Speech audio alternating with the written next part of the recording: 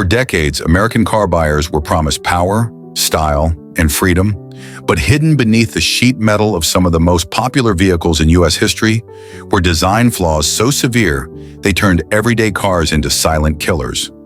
Some of the most iconic American automobiles were rolling death traps, lacking basic crash protection, designed with unstable suspensions or explosive fuel tanks. These vehicles weren't just unsafe, they were recklessly dangerous. And in many cases, automakers knew. Here are 11 dangerously flawed American cars that killed and shocked the nation when the truth came out. Dear viewer, don't forget to subscribe to the channel. Thanks for your support. Number 11.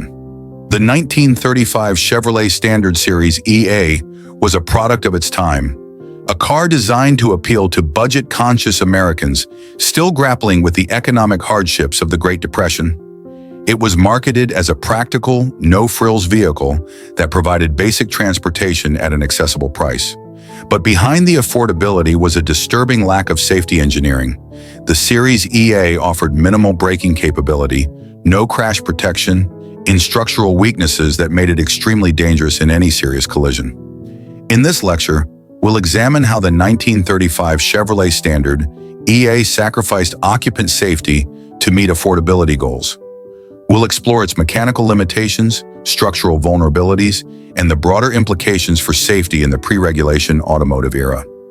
The 1935 Standard Series EA was Chevrolet's low-cost alternative to its more luxurious Master line.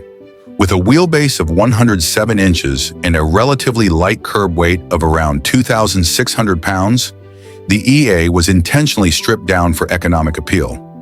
It came with a reliable but underpowered 3.4-liter inline-six engine, delivering modest performance aimed at fuel economy rather than speed. Despite its practicality, the EA represented the dangers of 1930s-era engineering where safety was not a design consideration. Mechanical brakes.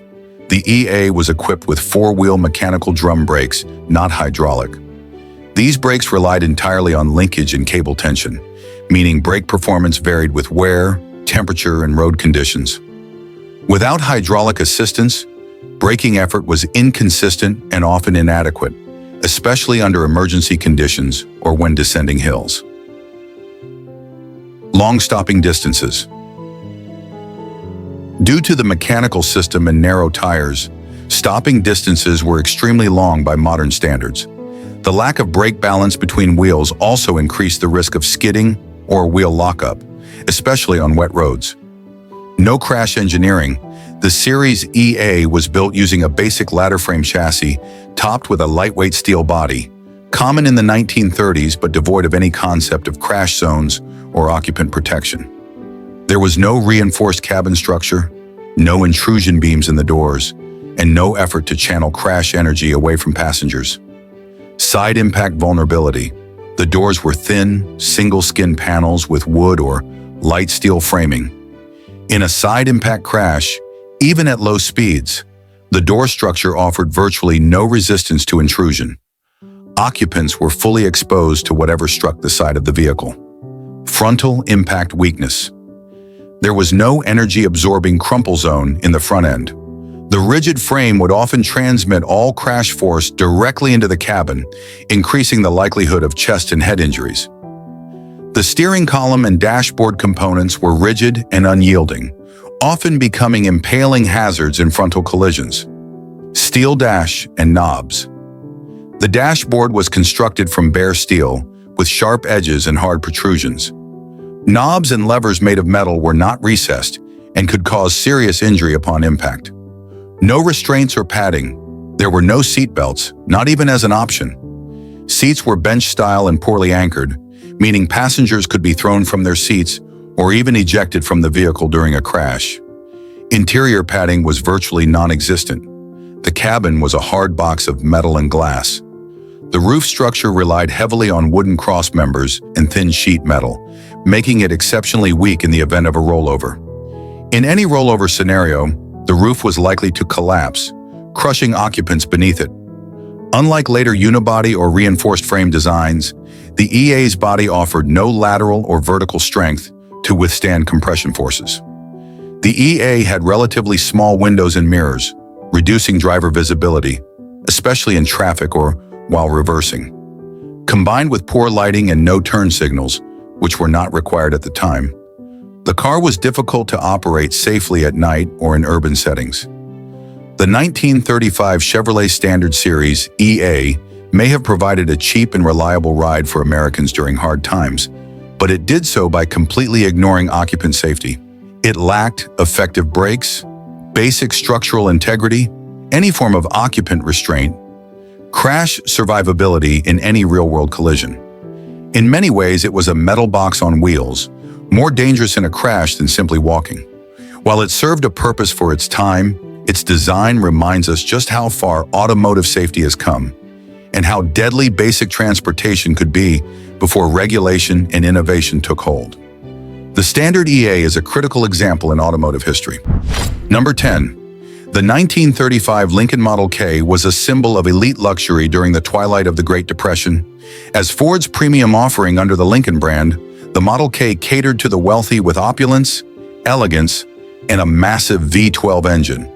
But beneath its stately styling and prestige lay a sobering reality. This was a car that was as dangerous as it was grand. The Model K represented a dangerous combination: immense weight, high speed potential, and completely inadequate safety systems. In this lecture, we will explore why the 1935 Lincoln Model K, despite its reputation and craftsmanship, posed serious safety hazards due to outdated braking systems, poor handling dynamics, and an utter lack of occupant protection. The 1935 Lincoln Model K was the pinnacle of American luxury, featuring a 414 cubic inch 6.8-liter V12 engine, a wheelbase stretching up to 145 inches, a curb weight exceeding 5,000 pounds depending on body style. While admired for its silent power, Art Deco styling, and custom coachwork, it was also a rolling contradiction, capable of impressive speeds but unable to stop or maneuver with any confidence. The V12 engine delivered 150 horsepower, which was exceptional for the time. This gave the Model K surprising speed capabilities for such a large car, capable of reaching upward of 90 miles per hour, depending on configuration. But speed wasn't supported by any meaningful braking or handling systems, making the vehicle dangerous under stress. Mechanical drum brakes. The Model K used four-wheel mechanical drum brakes, operated by rods and cables, not hydraulic fluid. For a car that weighed as much as two modern compact cars, these brakes were laughably insufficient. Brake fade was common under repeated use, and the massive weight made stopping distances alarmingly long, especially on inclines or during emergencies. Inconsistency. Brake balance was inconsistent across wheels, often leading to pulling or skidding during hard stops. The sheer mass of the car overwhelmed the friction capabilities of the drums, especially when the vehicle was loaded with passengers or luggage. The steering system was non-assisted and heavily geared, requiring immense effort at low speeds and sluggish response at high speeds. Suspension was primitive by modern standards. Solid axles with leaf springs that provided a soft but floaty ride, not designed for quick directional changes. At highway speeds, the car's long wheelbase and soft suspension meant it lurched and swayed, creating poor road feedback and minimal stability. Ladder frame construction. Like most cars of its era, the Model K used a ladder frame chassis, offering no crash energy absorption. In frontal or side impacts, the body panels and structure simply collapsed, often transmitting forces directly to occupants. Interior hazards. The cabin featured solid metal dashboards, exposed knobs, and unpadded surfaces throughout. In a crash, occupants would be thrown against hard, unforgiving surfaces. The steering column was a rigid shaft pointing toward the driver's chest, a potentially lethal object in a collision. The 1935 Model K had no seat belts, no padded dash, no crumple zones, no safety glass as standard across all windows. Doors could fly open in collisions, ejecting occupants. Roof structures had minimal reinforcement, offering almost no protection in rollovers or top-heavy incidents. Despite its size, the Model K had small windows and no external mirrors as standard, making rear visibility poor. Combined with a narrow field of view and limited lighting, night driving or maneuvering in tight spaces was challenging and dangerous. To the buyer in 1935, the Model K looked and felt like a tank, big, heavy, solid. But this illusion of safety was misleading. Unlike tanks, the Model K had no built-in protection or survival engineering. Its heavy front end acted like a battering ram in a crash, with all the force being absorbed by the occupants rather than dissipated. The 1935 Lincoln Model K stands as a monument to pre-regulation luxury excess. It was a vehicle designed for comfort, elegance, and prestige, but not for safety. As such, it represents a time when automotive engineering prioritized image over injury mitigation. Immense weight plus mechanical brakes equals lethal stopping performance. Powerful V12 plus vague steering equals unpredictable emergency behavior. Rigid interiors plus no restraints equals high fatality risk in any crash. Today, the Model K is a collector's treasure, admired for its design and rarity. But it also serves as a chilling reminder of how far automotive safety has evolved and why regulation, crash testing, and structural innovation were so desperately needed. Number 9. The 1935 Plymouth PJ Deluxe was a car built for hard times. With America still feeling the sting of the Great Depression, Plymouth positioned this model as a durable, affordable, and stylish option for the working class. With modern styling and a modest price tag, it sold well. But underneath the flared fenders and graceful curves was a vehicle that failed almost every measure of safety by both modern and even some contemporary standards. This lecture explores how the PJ Deluxe, while a popular and economical vehicle, suffered from serious design flaws that made it dangerous in collisions, unreliable under braking, and poorly equipped to handle the challenges of real-world driving. Introduced in 1935 as an updated version of the earlier Plymouth PE and PF models. It featured a 201 cubic inch 3.3-liter L-head inline-six engine, 82 horsepower, which was adequate for the time, rear-wheel drive with 3-speed manual transmission. The PJ Deluxe was marketed as a reliable people's car, bridging the gap between Ford's Spartan affordability and GM's middle-class appeal. However, while it offered accessible pricing and reasonable performance for its class, it cut major corners in structural integrity and safety features. Mechanical drum brakes. The PJ Deluxe came equipped with 4-wheel mechanical drum brakes, a common setup at the time. The system relied on a series of cables and levers, not hydraulic force, which required frequent adjustment, offered inconsistent stopping power, performed poorly when wet or heated. Brake fade was a real and dangerous issue, especially after descending long hills or during repeated stops in city driving. Inadequate for emergency situations. With a curb weight of over 2,600 pounds, the brakes were barely adequate even in ideal conditions. Emergency stops often resulted in rear-end instability or steering pull, especially if the drums were unevenly adjusted. A common occurrence with cable-actuated systems, solid axles and leaf springs, the suspension featured a beam front axle and semi-elliptical leaf springs front and rear. While cheap and durable, this setup offered very little damping. Transmitted road shocks directly to passengers, created unpredictable handling on uneven surfaces. Poor cornering and load management. The PJ Deluxe's ride was rough and bouncy, particularly over cobblestones or rural roads. In emergency maneuvers, the car had a tendency to sway, making rollovers more likely, especially when fully loaded or unbalanced. Door construction. The doors were made of thin-gauge steel with no internal reinforcement or side impact structure. In side collisions, doors crumpled easily, offering almost no protection to occupants. The latches were simple mechanical locks, prone to popping open during a crash, raising the risk of ejection. No rollover resistance. The roof pillars were narrow and minimally braced. In the event of a rollover, the roof could collapse under its own weight, especially at the A and B pillars. There was no structural cage, crumple zones, or energy dissipation strategy whatsoever. No seatbelts of any kind were offered or even considered. The dashboard was made of hard metal, often adorned with sharp knobs and trim. The steering column was a solid shaft, mounted at a deadly angle toward the driver's chest, offering a direct impalement risk in a frontal crash. Glass windows were not laminated safety glass, meaning shards would fly in all directions upon impact. Steering was non-power assisted, heavy at low speeds and vague at high speeds. The car lacked anti-sway bars, resulting in excessive body lean during turns. Tires were narrow bias ply designs, offering minimal grip on wet or uneven roads. Combined with poor brakes and suspension, this meant the PJ Deluxe was difficult to control in sudden evasive maneuvers, a key factor in many accidents.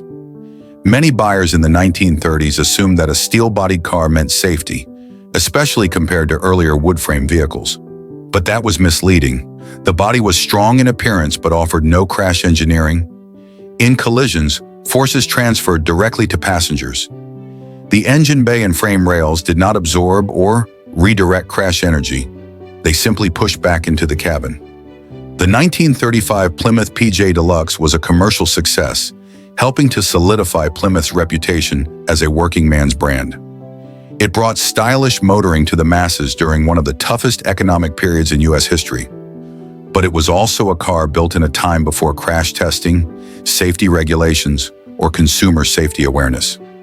By today's standards, or even those of the late 1950s, it was dangerously outdated, lacking even the most basic protective features. Number 8. The 1935 Dodge DU series was a car built for a country reeling from the effects of the Great Depression.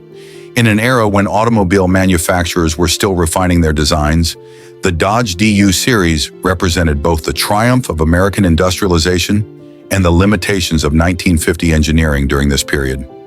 The Dodge DU series, particularly in its sedan and coupe variants, was celebrated for its strong engine performance, affordable pricing, and clean styling.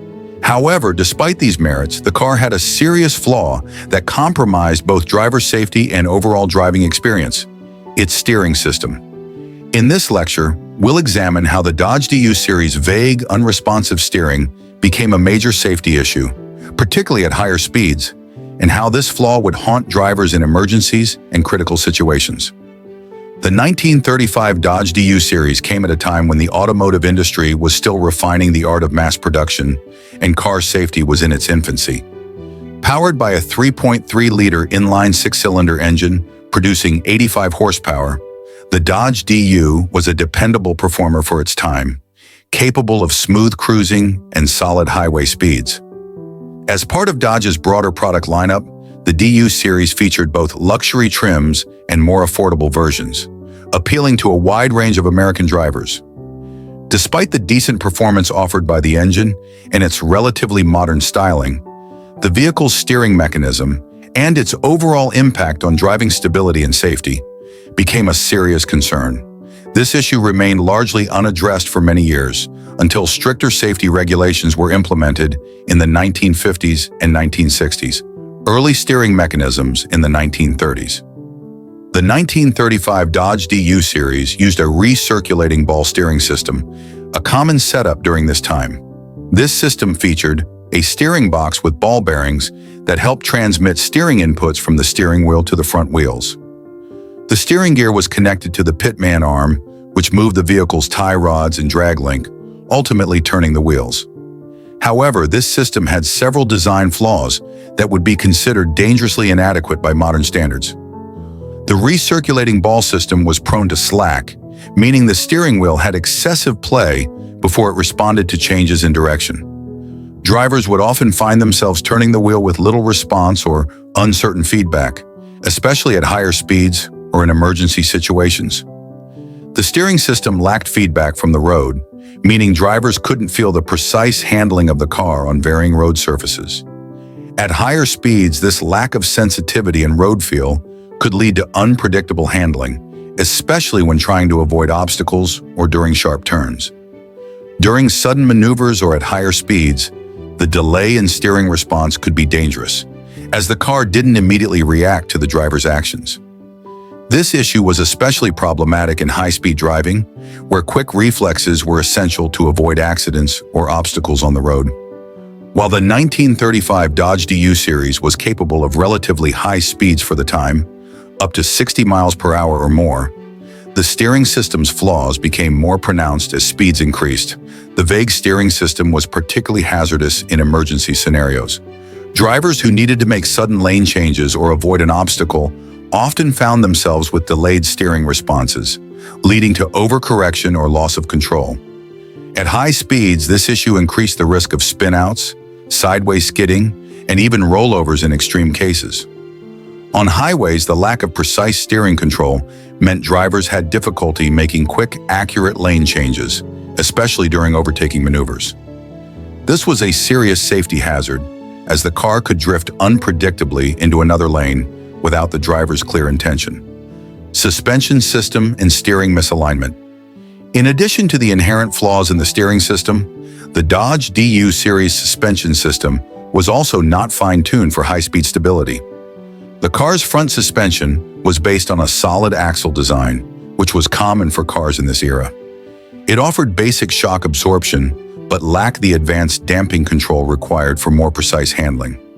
This meant that even if the steering system had worked perfectly, the vehicle still would have struggled to maintain stability at high speeds.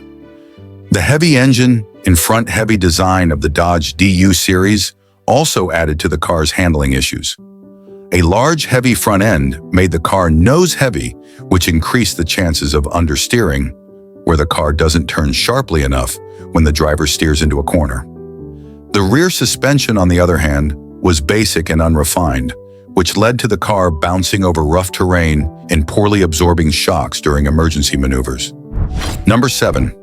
The 1935 Oldsmobile F Series stands as a perfect example of the automobile industry in the mid-1930s, an era where automobiles were designed more for performance and style than for safety.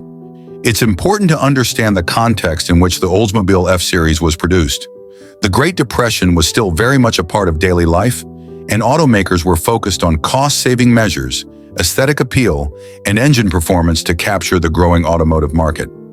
However, as we look back on the 1935 Oldsmobile F Series, we also see that safety was far from a priority.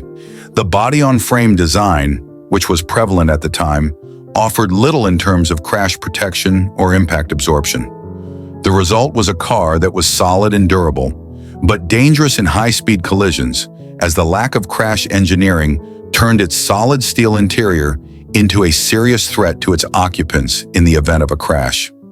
In this lecture, we will delve into the body-on-frame design, the lack of crash engineering, and how the Oldsmobile F Series represents a crucial turning point in the development of automotive safety. The 1935 Oldsmobile F Series was part of Oldsmobile's F Series lineup and was a significant player in the mid-range market. Engine. The F Series came equipped with a 3.5-liter inline six-cylinder engine, capable of producing approximately 85 horsepower. This engine provided solid performance, which made the car a popular choice among American drivers during the Great Depression. The car featured a body-on-frame design, which meant that the body of the car was mounted separately from the chassis and frame. This design was common for the time, but would eventually be replaced by unibody construction due to the lack of crash resistance. The F Series had clean, simple lines and large prominent fenders, which gave it a rugged, classic look. However, despite its good performance and classic design, the lack of emphasis on safety and crash protection would define the F Series as a dangerous car in collisions. In the 1930s, body-on-frame construction was the norm for automobiles. This design had several advantages, such as strength and ease of repair, but it also had significant downsides when it came to safety in the event of a crash. The body-on-frame system was where the vehicle's body was separate from the underlying frame or chassis. The body was built onto this frame and typically bolted in place. This method allowed for flexibility in design and repair, and it was ideal for highly structured components like the engine, suspension, and transmission. However, this design left the interior of the car exposed, without any built-in crumple zones or impact-absorbing structures to protect occupants in a collision.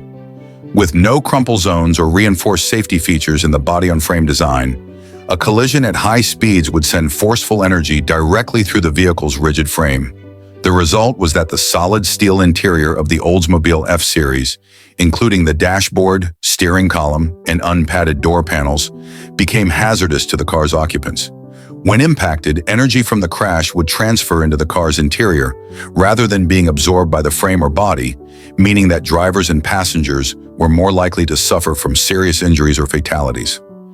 In short, the F Series' solid steel interior created a death trap in high-speed collisions, as there were no design mechanisms to mitigate the force of a crash.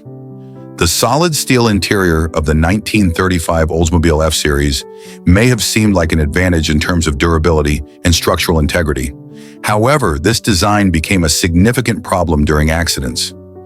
In a crash, the rigidity of the steel meant that the vehicle would not deform or absorb any of the impact energy. Instead, the force of the crash would be transferred into the cabin, making the risk of injury to passengers far greater. The sharp edges of metal trim, especially on the dashboard, door panels, and steering column, presented immediate threats to anyone inside the vehicle. These unpadded and hard metal surfaces could easily injure or impale a driver or passenger during a collision. Crumple zones, areas of the car designed to deform upon impact, did not exist in the 1935 Oldsmobile F Series. The lack of crumple zones meant that the car offered no safety buffer between the occupant and the impact of a crash. In modern cars, crumple zones help to dissipate the force of a collision and reduce the impact on the passengers. But in the Oldsmobile F Series, the rigid frame and solid body meant that the car was essentially a static block of metal with no means of absorbing the energy from a crash. Number 6. The 1935 DeSoto Airflow is remembered not just for its revolutionary windswept design, but also for the significant engineering missteps and safety oversights that made it a commercial failure and a hazard on the road. This vehicle was a daring attempt by Chrysler and its DeSoto division to bring aerodynamics and streamlining into mainstream automotive design, an idea far ahead of its time. Yet beneath its sleek appearance, the Airflow concealed several serious problems. Poor crash survivability due to its body structure and lack of safety engineering, awkward driver controls that made operation difficult and unsafe, and a heavy, streamlined body that overwhelmed its underpowered and inadequate braking system. Today's lecture will dissect the 1935 DeSoto Airflow, looking past its futuristic silhouette to expose why it was unsafe, unpopular, and ultimately a cautionary tale in the history of automotive design. In the early 1930s, Chrysler engineers, inspired by advancements in aeronautics and wind tunnel testing, sought to revolutionize the automobile. The result was the Airflow series, including the DeSoto Airflow, which emphasized aerodynamic efficiency, a lower drag coefficient, a cab-forward design with passengers placed between the axles for a smoother ride, and unit body construction, which was relatively new to American cars. The Airflow was intended to be modern, efficient, and scientific, a clean break from the upright, boxy cars of the 1920s. Yet despite these innovations, the 1935 model year revealed critical engineering flaws and raised significant safety concerns. Despite its advanced look, the 1935 DeSoto Airflow was not structurally safe in a collision. Here's why. The Airflow used an early version of unibody construction, intended to be lighter and more rigid than the traditional body-on-frame setup. However, Chrysler engineers failed to incorporate safety crumple zones or reinforced safety cages. In an accident, the car's structure transmitted impact forces directly into the passenger cabin. In frontal collisions, the long, sloping nose crumpled unpredictably. Occupants sat closer to the front axle than in most cars of the time, putting them at greater risk in a front-end impact.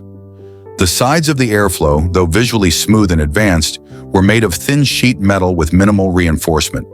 There were no side beams, door bars, or energy-absorbing structures. In a side collision, intrusion into the passenger compartment was almost guaranteed. The dashboard was steel, with numerous hard edges, knobs, and metal trim. No energy-absorbing materials or padded surfaces were present. In a crash, passengers were likely to strike the dashboard or steering wheel, increasing the chance of fatal injuries. While the Airflow looked futuristic, its controls and driving layout were awkward and sometimes dangerous. The brake and clutch pedals were reported to be too close together, leading to confusion or misapplication by drivers, especially in emergencies. Lack of ergonomic consideration made long-distance driving fatiguing and reaction time slower. The steering system was vague and lacked feedback. At low speeds, it required substantial effort. At higher speeds, it became unpredictable and twitchy. Combined with the car's weight, it made sudden maneuvers difficult and increased the chance of losing control. The cab-forward design positioned the engine farther back and the passengers closer to the nose, reducing front legroom and visibility over the long hood. The instrument panel was non-intuitive, with dials placed in positions that made them hard to read quickly. All these issues created a car that looked innovative but felt unnatural to drive, and that unfamiliarity became a serious liability in critical situations.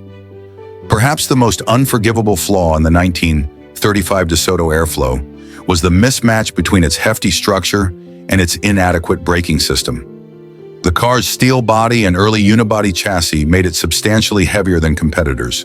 While the car was designed to slice through air, the reality was that it carried a heavy load without the mechanical systems to manage it safely. The DeSoto Airflow relied on mechanical drum brakes, which were standard at the time but insufficient for a car of its mass. After repeated stops, the brakes would fade due to heat buildup. Brake fade could double stopping distances, especially when descending hills or in urban traffic. With a full load of passengers and luggage, the airflow became dangerously difficult to stop, turning routine driving into a safety hazard. The weight distribution, combined with poor brake tuning, caused nosedive and lockup issues under hard braking. In emergency braking scenarios, this imbalance often led to skidding, loss of control, and increased crash risk.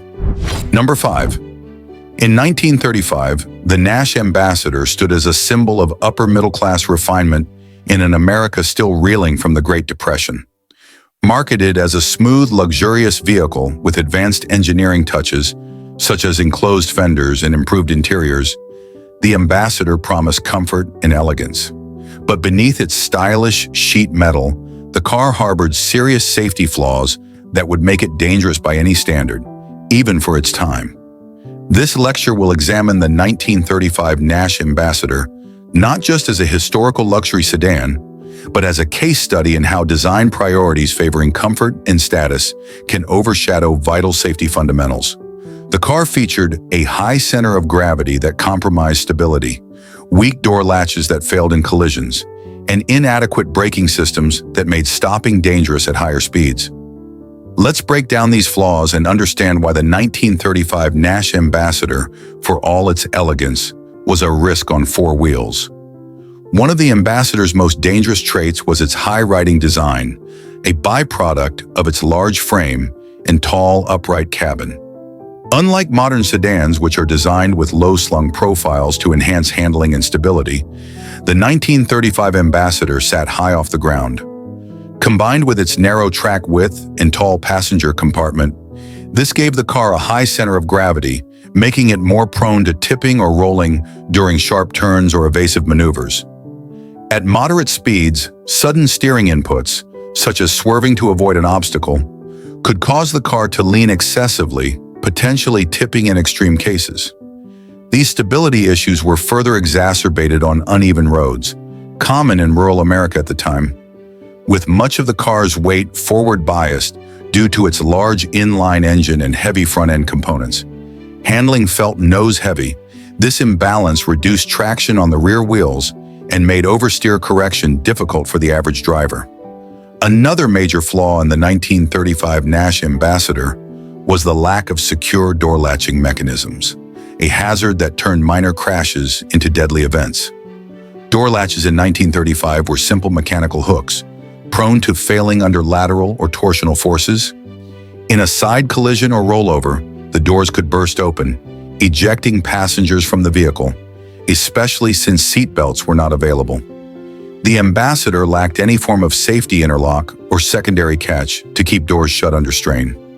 In collisions, the cabin often opened like a box, offering zero containment for passengers.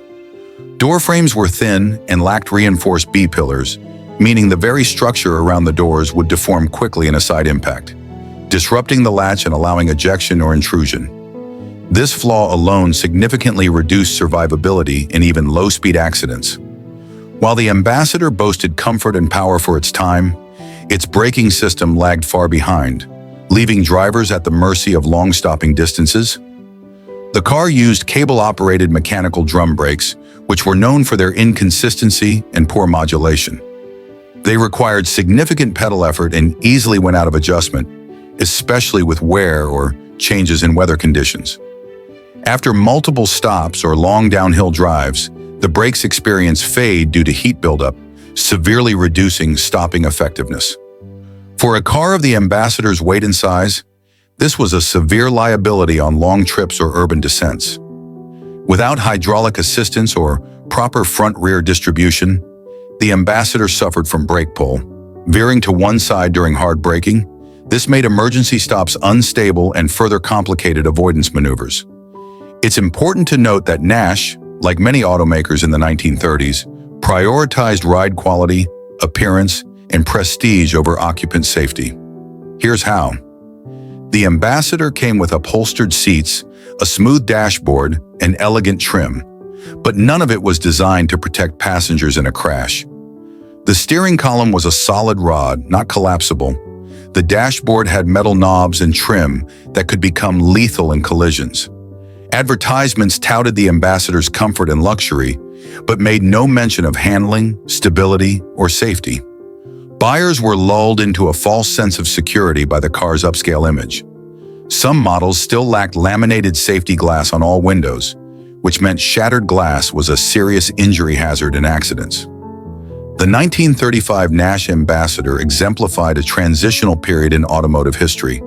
Styling and comfort were improving, but safety engineering was nearly non-existent. The car may have looked refined, but its underlying construction and technology were dangerously outdated even for its time.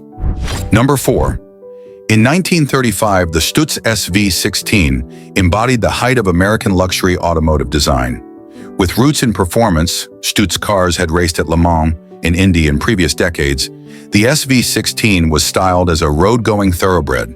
It offered speed, prestige, and a refined driving experience, or so the marketing claimed. But under the glimmering chrome, long hood, and plush interiors lay an engineering contradiction.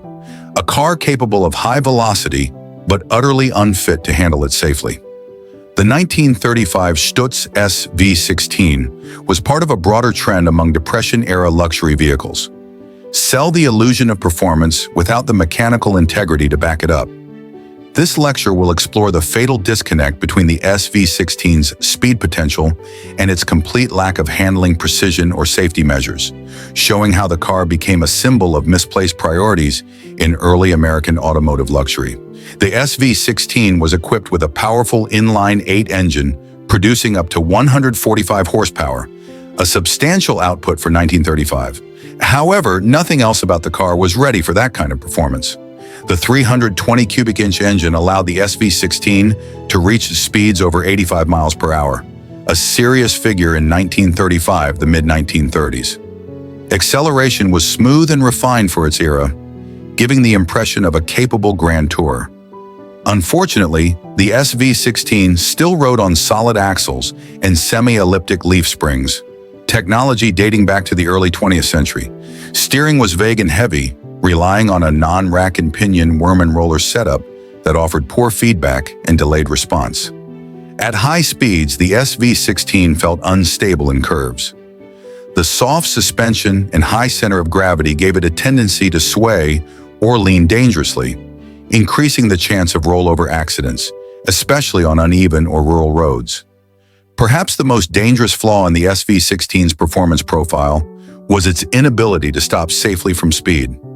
Like most cars of its time, the Stutz used cable-operated mechanical drum brakes, and though they were large, they were primitive and unreliable by modern standards. Stopping distances were long, and braking effort was inconsistent, particularly in wet or downhill conditions. On long descents or after repeated use, the brakes would overheat and fade, meaning they lost their effectiveness when they were most needed. This was especially deadly for a car marketed for fast highway cruising. The SV16 was extremely heavy, often tipping the scales at well over 4,000 pounds. Without power assistance or advanced cooling, the brakes simply couldn't handle the car's mass and speed, putting both the driver and surrounding traffic at risk. The SV16's luxurious and exaggerated proportions gave it a prestigious appearance, but they compromised basic stability. The long body and upright cabin resulted in a high center of gravity. A relatively narrow track width further reduced stability during quick directional changes or turns.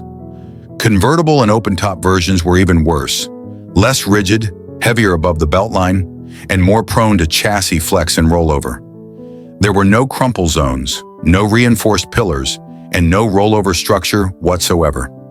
In a crash, the structure itself became part of the problem, offering minimal protection to occupants. Even if a driver managed to avoid an accident, the interior of the SV16 posed its own risks. The dashboard was typically made of hard metal with sharp switches, knobs, and bezels. In a frontal crash, these features could cause severe blunt force trauma or lacerations. Seatbelts weren't offered, nor were there padded interiors or breakaway steering columns. Passengers in a frontal crash risked being thrown into the windshield, dashboard, or ejected entirely. Stutz pitched the SV16 as a refined high-performance automobile, suitable for high-speed travel and elegant motoring. But the car's engineering never matched its marketing. Stutz leaned on its racing heritage from the 1910s and 20s, but by 1935, those innovations were obsolete.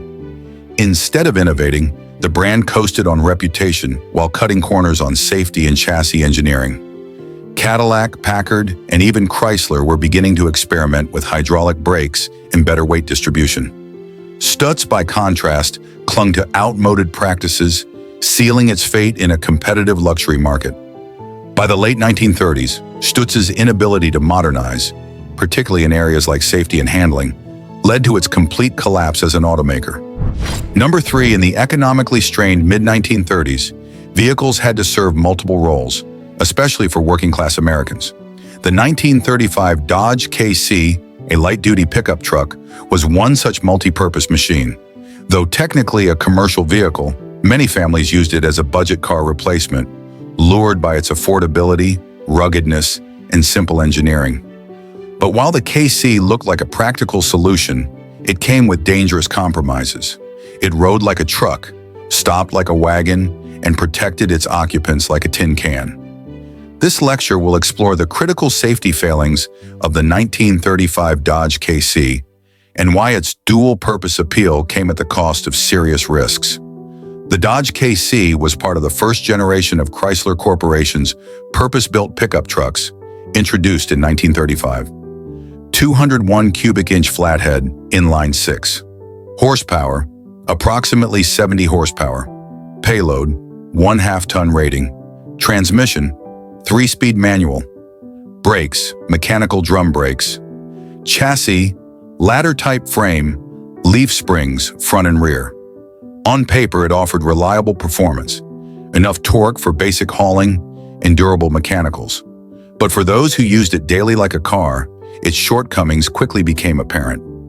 One of the KC's biggest flaws was its poor braking system, especially dangerous in unpredictable real-world driving conditions.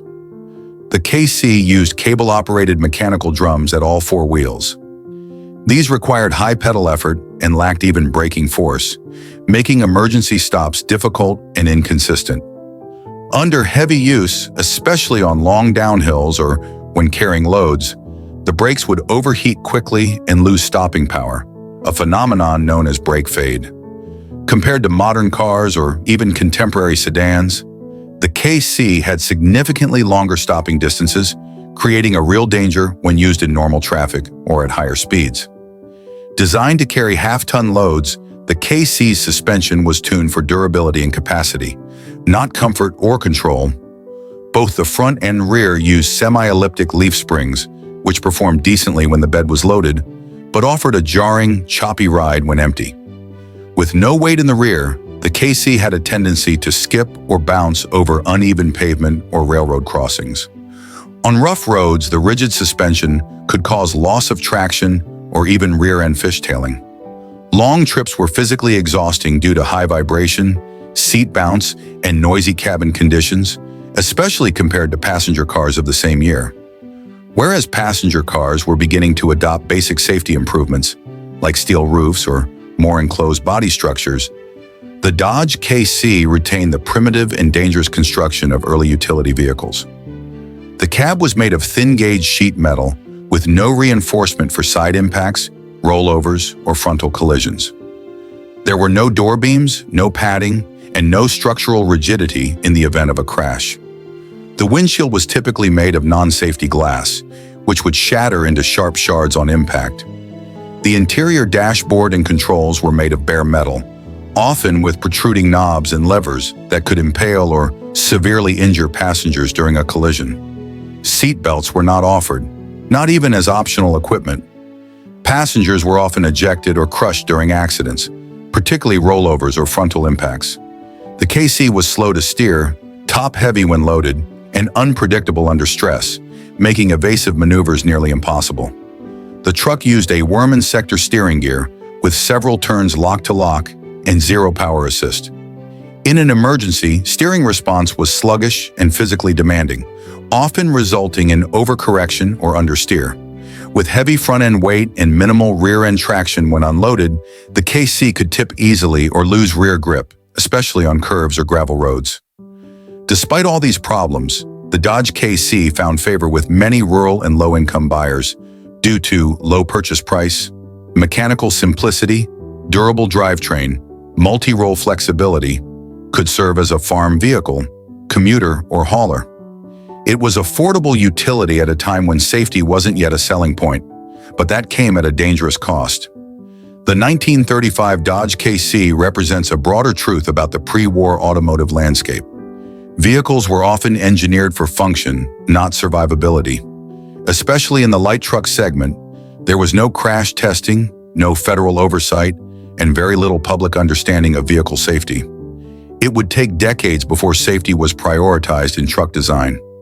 The KC's design set the tone for the rugged but dangerous American pickup formula well into the 1960s. Number 2. In the depths of the Great Depression, the automotive market was desperate for a cheap, fuel-efficient vehicle.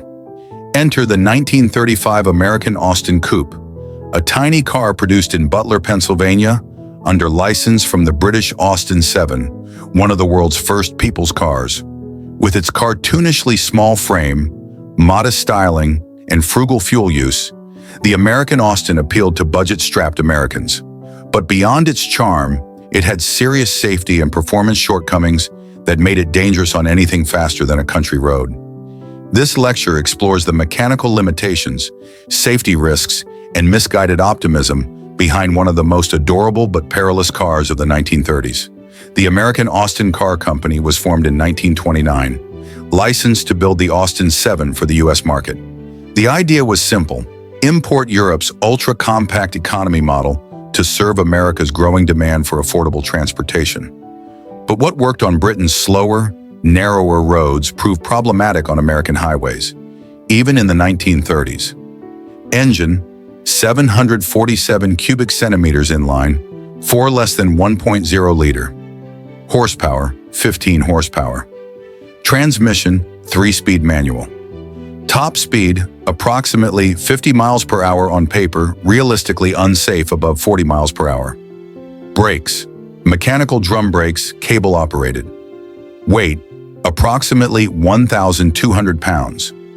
Wheelbase: 75 inches. While it was technically road legal, the car's design was barely adequate for the speeds, distances, and driving conditions of even small-town America. With only 15 horsepower and a lawnmower-sized engine, the American Austin was desperately slow, even by Depression-era standards. 40 miles per hour took over 30 seconds, with gear ratios tuned for fuel economy, not usable torque. This made merging, climbing hills, or passing impossible in real-world conditions. Though advertised with a top speed around 50 miles per hour, few drivers dared to push it past 40 miles per hour due to vibration, engine strain, and lack of control. Attempting highway driving was a death wish, especially with trucks or larger sedans overtaking the car at double the speed. While most 1930s vehicles lacked modern crash protection, the American Austin was especially bad due to its diminutive size and primitive materials. Built on a lightweight steel ladder frame with thin body panels, the car offered no crash protection in front, rear, or side collisions. Weighing just 1,200 pounds, the car was no match for anything else on the road. In any collision with a larger vehicle, even a 1930s Ford Model A, the Austin absorbed the full force and its occupants bore the brunt.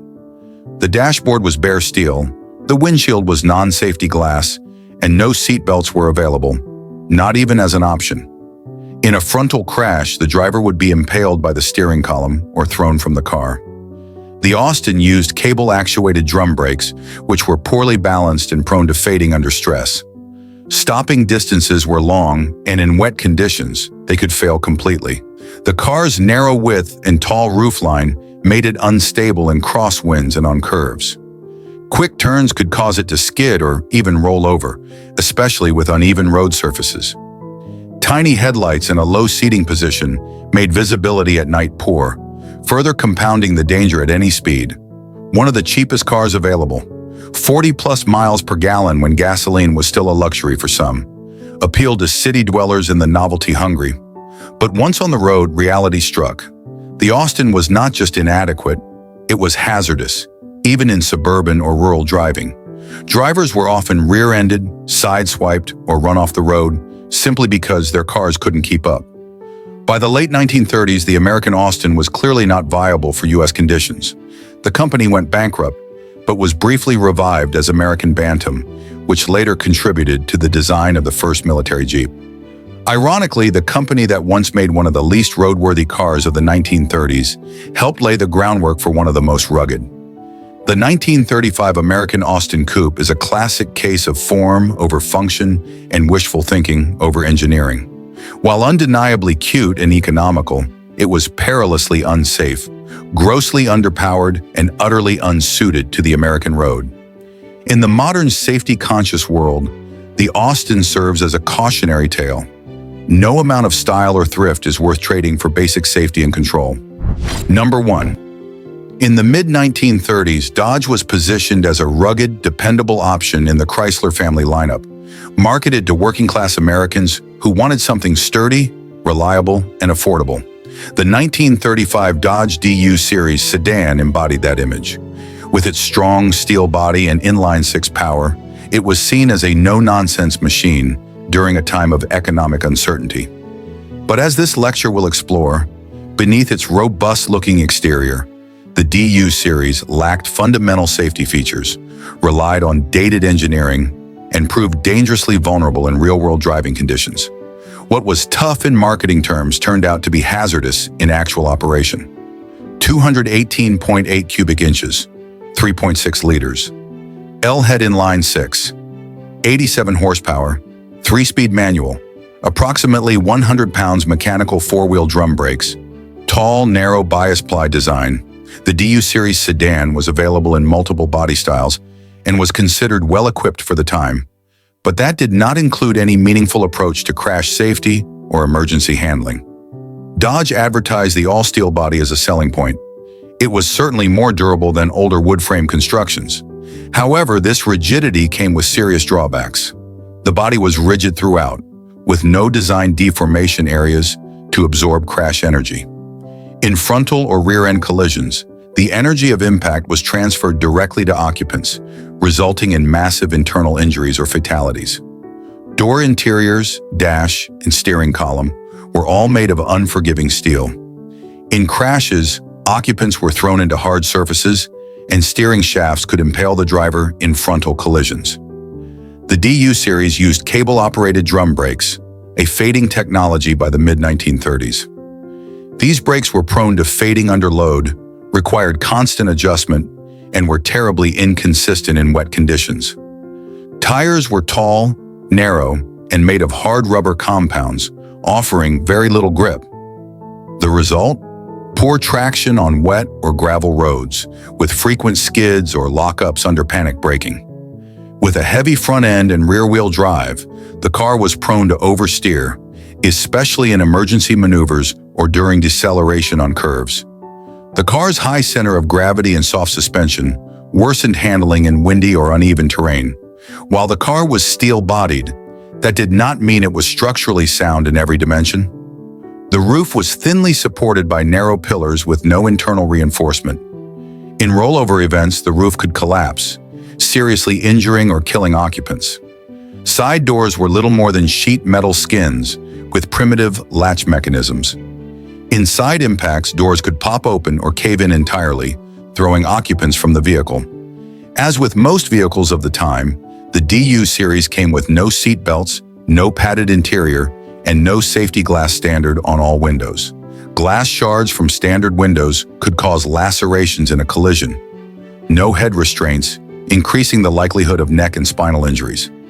Sharp dashboard knobs and levers posed further hazards in crashes. While this wasn't unique to Dodge, it still meant that driving the DU series involved constant, passive exposure to high levels of risk, even at moderate speeds. Owners in the 1930s may not have had today's understanding of crash physics or safety engineering, but they did experience the consequences of these design choices. Accidents on gravel roads or in rainy weather often resulted in skids, rollovers, or brake failure. Survivability in head-on crashes or side impacts was astonishingly low. The car's rigid body acted like a battering ram, but with no protection for its passengers. Emergency steering maneuvers were ineffective, as the steering was vague and suspension easily bottomed out. In short, the DU series was not just outdated by today's standards, it was already dangerously behind in 1935. Dodge's marketing emphasized strength, durability, and rugged value. But strength doesn't equal safety, especially when that strength is focused only on the exterior shell. By ignoring emerging lessons in vehicle dynamics, structural design, and brake engineering, Dodge delivered a car that looked solid but acted dangerously brittle under real pressure. The 1935 Dodge DU Series sedan is a sobering reminder of a time when automotive durability was confused with crash survivability. While its all-steel body and inline-six engine earned it praise for toughness, the car had no crash engineering, unreliable brakes, unstable handling, and zero passive protection. It was built to last, but not built to save lives.